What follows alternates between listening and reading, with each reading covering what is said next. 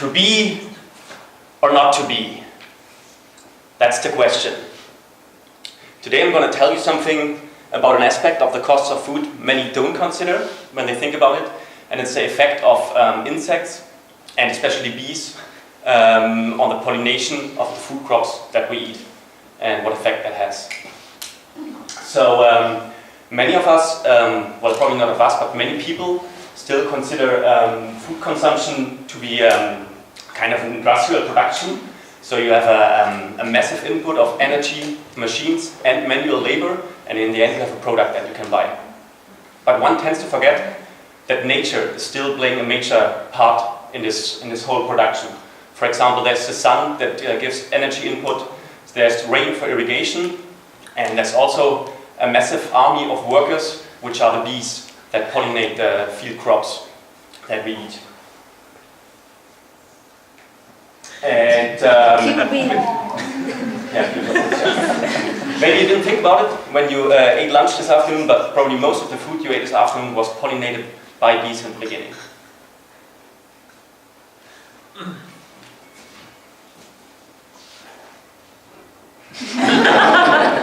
Okay, now I have the unpleasant role of telling you about the decline of bees in Europe and all over the world. There are major influences on the livelihood of bees all over the place, in every country, in many different regions. And I'm just going to point out an exemplary list of influences to you, which heavily affect bees. The first one, which is not on the list, is because actually we kill bees. We distance ourselves from nature so much that if we see a bee today, we are in fear of it. We see it as something dangerous to us, which can sting us, so we just in fear of it when we don't consider the value it brings to our whole society and to our whole system. The next point I want to mention is, so this is just an exemplary list. There are many more bad influences on bees, so it's just exemplary. The first influence, or the second influence I want to mention is change in microclimate in many places around the world, because bees are heavily dependent on a special climate to live, especially through winter time. There's another influence, the increasing deforestation. When forests are cut down, there's loss of biodiversity, so wild bees need a certain biodiversity and they need certain plants which are not supplied for in big monocultures. The last point I want to mention are pesticides, because pesticides are heavily used in our industrialized, modern, as many call it, agricultural system.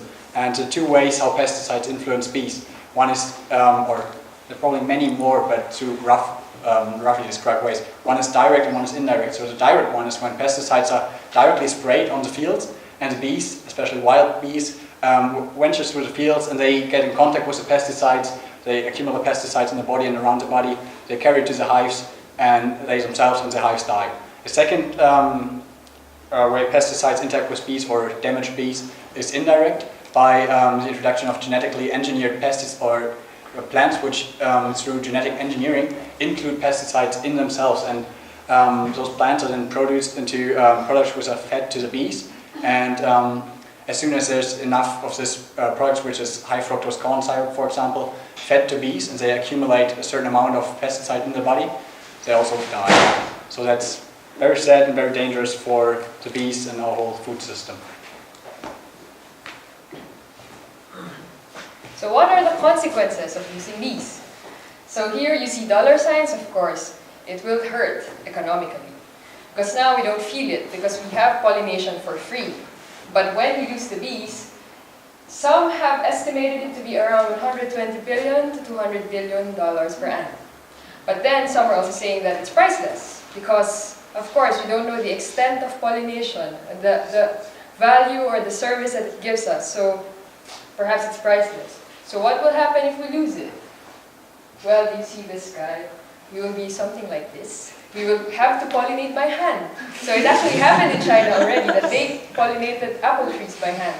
So, yeah, I mean, if we have the time, yeah, we can do this, right? So, to be or not to be? We will say, yeah, we should do something about it. So what we can do is first, with pesticides perhaps, Okay. The EU has already done something about this, banning 3 types of pesticides this past year. We'll see if it works. But we can do something else. Let it be. Let them be. Let's create an environment that's friendly to bees. Bees are friends, not foes. So, let it be. Let it be. Oh, let it be. Whisper words of wisdom. Let it be. So we will talk about the waste of food and the indirect costs about it.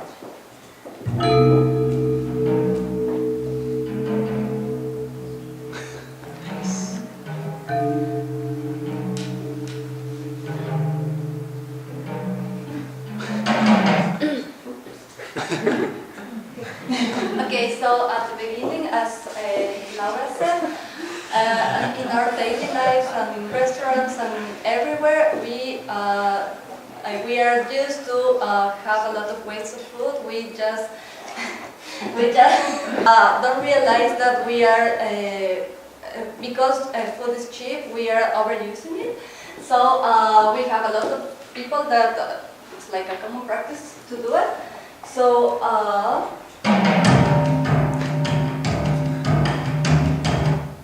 Then the demand for food increases, and in consequence, the demand of we have an overproduction of food, and then the prices of the food decreases, and then the producers, like the agricultures, they have problems. The quality of their life is decreasing because they have less income. So it really have a direct impact on their lives. So this is one point of the waste of food, the decreasing of the quality life of the food from the producers. And then also because we have an increased demand of the food, we have corporations and enterprises need more lands to produce more food. Then we have different and several impacts on natural resources. Yeah, actually, the other impact is natural resources, environmental resources. The problem is that because companies are getting bigger and want to get more profits, and most of the time, like business is just about companies, they're like buying more land from small producers, and then it taken like areas that are not used to. Or prepare for that kind of crops, so they're getting problems like climate changes.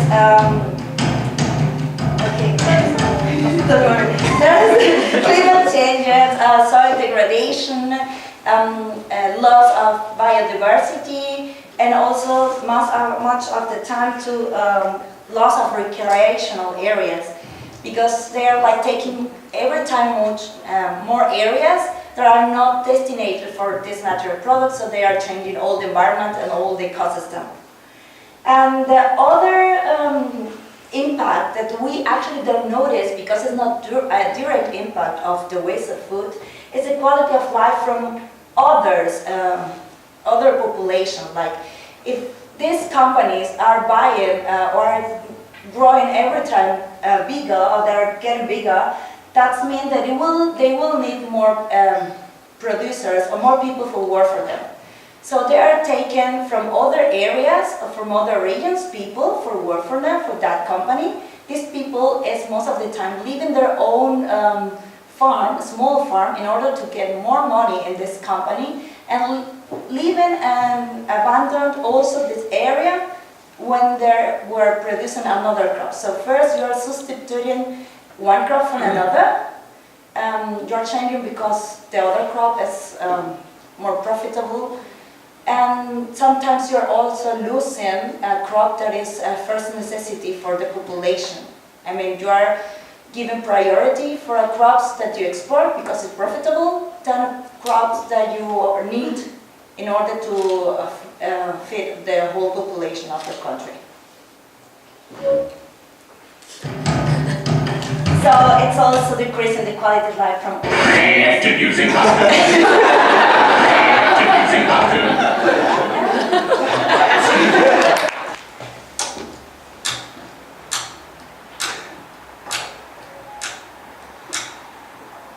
Futurtarianism. Futurtarianism is a term coined back in 2014 at the Freiburg Forum for Environmental Governance. It denotes a person who is making conscious decisions about what he or she eats and considers all the impacts here, there, and in the future. Guys, sorry for being late. You know what? I've solved it. What is happened? the potato mysterium? No, what do you mean? Potato mysterium. Yeah, you know, today we had our working day at the Garten Co, so we had to dig out potatoes, and I was always wondering, why the hell do they all put potatoes in, and how do they get potatoes out? Like 1 in, 1 out, no point. But digging, I figured out 1 in, 20 out. Oh my god, that's genius. Great. Got it. Potatoes. Just no. Well, Welcome to the. Welcome, yeah. Let's start with the dinner. And we were talking about this issue last week. I wanted to ask you if you have some time in your schedules. We have to make this meeting, you know. Yeah. This cappuccino dilemma. The cappuccino dilemma, yeah. I called the co-op, which is a little bit south of the garden co-op, and I talked to them, and they have actually 12 cows, and they promised us to put the cows outside this year, but they can't do it. There are only 3 people. It's too much for them to do. It's a lot of work, so now they can only keep them inside. So I'm asking you guys, do you want that? Do you feel comfortable drinking milk from cows, which are only on the inside? I mean, I'm not sure about that. You can think about it. We can talk about it at a later point. Yeah. I don't like black coffee. What's the alternative? Yeah. Well, there is another farm, but they have only 3 cows, I guess. And Sure. then in that case, no cheesecake, Martin. No, I can't live without my cheesecake. So yeah. Yeah. Okay. All right. So I'll just give them a call and. Yeah, and the other part, the coffee, you know, we need to discuss that as well. So please make sure to prepare your arguments. Yeah, we will. We have to discuss we'll really prepare, yeah. scientifically. Pro and cons. Yeah. We can't do it today though, because we have to make the kale, because I brought a lot of kale, so we have to sort of Alright. cook it and put it into the freezer. That would take an hour. Someone up for that? We won't do that. Well, I can help you out Okay. with my Okay, studies. thanks. Good for you to Yeah. know. By the way, today we were at the university, and we were talking about these kind of crazy people from like around 2014 and so. Wow, that's They a were long time ago. Such a long time ago. I found out they're kind of crazy. Yeah. They were only spending like almost, not even a whole hour for drinking and eating. They like daily living. I can't believe it now, really. But almost 3 hours for like television. Oh, You no. get it? No, you can't believe it. What is that? Like how insane is Amazing that? paper. Like 50. 57 minutes a 1 day? hour. It took me like 2 hours of preparing the dinner today. You know, I mean, all the cabbage he's always bringing. I mean, chopping it up and preparing the dinner. But Yeah, don't talk about digging out potatoes on there. they were a little bit insane, I guess. Yeah. Things got to change it. Yes, so one of the biggest hidden costs of food is time. Time for researching about your food, time for preparing food, time for organizing how to get the food, time about decision making, who decides what food we get, time to socialize and to debate. So time is one of our hidden costs of food. Thank you.